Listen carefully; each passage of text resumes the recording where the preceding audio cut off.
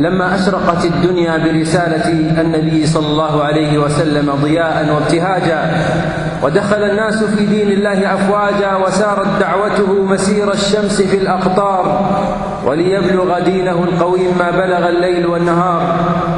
بعد أن بلغ رسول الله صلى الله عليه وسلم الرسالة وأدى الأمانة ونصح الأمة وكشف الله به الغمة، وأصبح الناس على المحجة لا يزيغ عنها إلا هالك، بعد أن قضى 23 سنة في عبادة ربه وتلقي وحيه والجهاد في سبيله وهداية الخلق، بعد أن أحبه الناس وخالط حبه شغاف قلوبهم. عندها نزلت بالمسلمين أعظم مصيبة وأكبر فاجعة، وذلك حين أذن الله تعالى لنبيه بفراق هذا العالم، وأنزل الله عليه سورة النصر إشعارا له بأنه فرغ من مهمته في الدنيا، وأنه سيودع أصحابه قريبا، وأنه مفارق لهذا العالم الفاني وراجع إلى الله، ولاحق بالرفيق الأعلى ليجزيه الجزاء الأوفى. ومع ما كان به من شدة المرض إلا أنه كان يصلي بالناس، فلما عجز يوما عن الخروج كما في الصحيحين قال: أصلى الناس؟ قيل: لا، هم ينتظرونك يا رسول الله. قال: ضعوا لي ماء في المخضب، ففعلوا، فاغتسل ثم ذهب لينوب أي لينهض، فأغمي عليه، ثم أفاق فقال: أصلى الناس؟ قيل: لا، هم ينتظرونك، فاغتسل ثانية ثم أغمي عليه، وثالثة كذلك، وفي كل مرة يسأل عن الصلاة، فأرسل إلى أبي بكر رضي الله عنه أن يصلي بالناس، فصلى بهم أياما، ثم إن النبي صلى الله عليه وسلم وجد في نفسه خفة، فخرج يهادى بين رجلين هما العباس وعلي بن أبي طالب رضي الله عنهما، فلما رآه أبو بكر رضي الله عنه ذهب ليتأخر، فأومأ إليه النبي صلى الله عليه وسلم بأن لا يتأخر، وأجلس إلى جنبه وأتمت الصلاة. وكان آخر ما أوصى به وكرره مرارا الصلاة.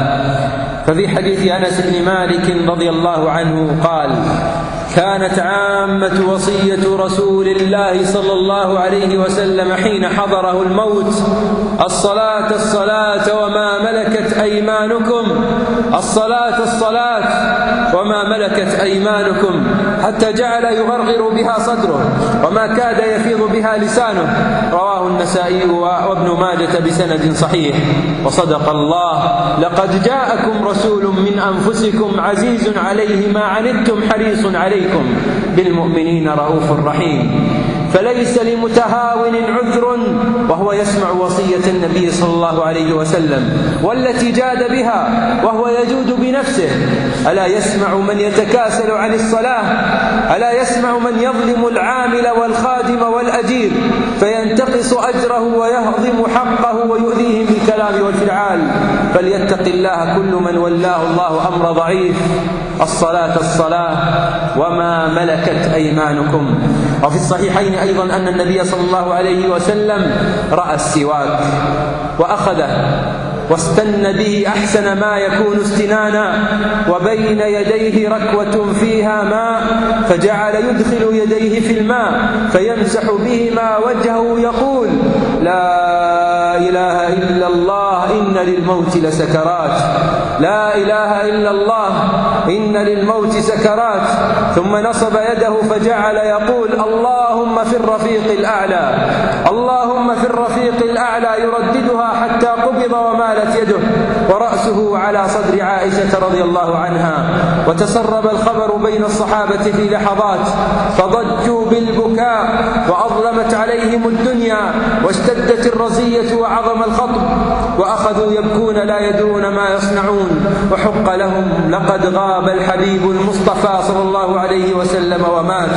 لقد افتقدوا مهجة قلوبهم ومن كان ملء أسماعهم وأبصارهم، ولكن قدر الله نفذ وحكمه نزل، والله غالب على أمره. يقول أنس رضي الله عنه: لما مات رسول الله صلى الله عليه وسلم كنا كنا كالغنم المطيرة في الليلة الشاتية، فما زال أبو بكر يشجعنا حتى كنا كالأسود المتنمرة.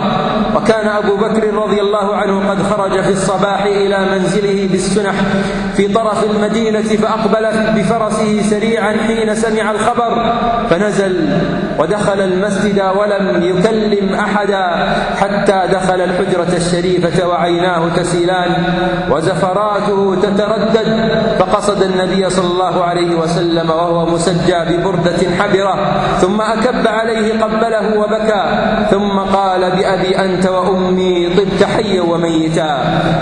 كانت وفاة النبي صلى الله عليه وسلم في يوم الاثنين 12 من ربيع الأول في السنة 11 من الهجرة، وقد غسل النبي صلى الله عليه وسلم وعليه ثيابه فلم يجرد كرامة له، ثم دخل الناس يصلون عليه أفرادا، ثم دفن في موضعه الذي قبض فيه ليلة الأربعاء. وكانت فاطمة رضي الله عنها تقول: يا أنس، أطابت نفوسكم أن تحثوا على رسول الله صلى الله عليه وسلم التراب. وراحوا بحزن ليس فيهم نبيهم، وقد وهنت منهم ظهور وأعضدوا. عن أنس رضي الله عنه قال: لما كان اليوم الذي قدم فيه النبي صلى الله عليه وسلم المدينة أضاء منها كل شيء، فلما كان اليوم الذي مات فيه أظلم منها كل شيء، وما نفضنا أيدينا من التراب وإنا لفي دفنه حتى أنكرنا قلوبنا. لقد ترك النبي صلى الله عليه وسلم الدنيا وهو أكرم مخلوق على الله، ولم يترك دينارا ولا درهما ولا مالا إلا بغلته البيضاء وسلاحه. وتوفي صلى الله عليه وسلم ودرعه مرهونة عند يهودي في شعير. توفي وما شبع 3 أيام تباعا، ذاق اليتم وتحمل أعباء الرسالة، وواجه التكذيب والأذى والمطاردة وفراق الأوطان في سبيل الله. صبر وصابر وعفى وسامح، وربى أمة خالدة فيها الإيمان والشريعة الباقية. ترك أمة هي خير الأمم وأوسطها، ترك سيرة عطرة لتكون منهاجا للأمة إلى يوم القيامة. إن محبة النبي صلى الله عليه وسلم من أصول الإيمان، والشوق إلى لقائه من دلائل الإيمان، ومن أحب لقاءه فليتبع سنته صلى الله عليه وسلم حتى يوافيه على الحوض. قل إن كنتم تحبون الله فاتبعوني يحببكم الله ويغفر لكم ذنوبكم. ثم قال تعالى: ومن يطع الله والرسول فأولئك مع الذين أنعم الله عليهم من النبيين والصديقين والشهداء والصالحين وحسن أولئك رفيقا. عباد الله، صلوا وسلموا على الهادي البشير والسراج المنير. اللهم صل وسلم وزد وبارك على عبدك ورسولك محمد وعلى آله وصحبه أجمعين. اللهم ارزقنا شفاعته، اللهم ارزقنا شفاعته، واحشرنا في زمرته، وأوردنا حوضه، وأسقنا من يده الشريفة شربة لا نظمأ بعدها أبدا.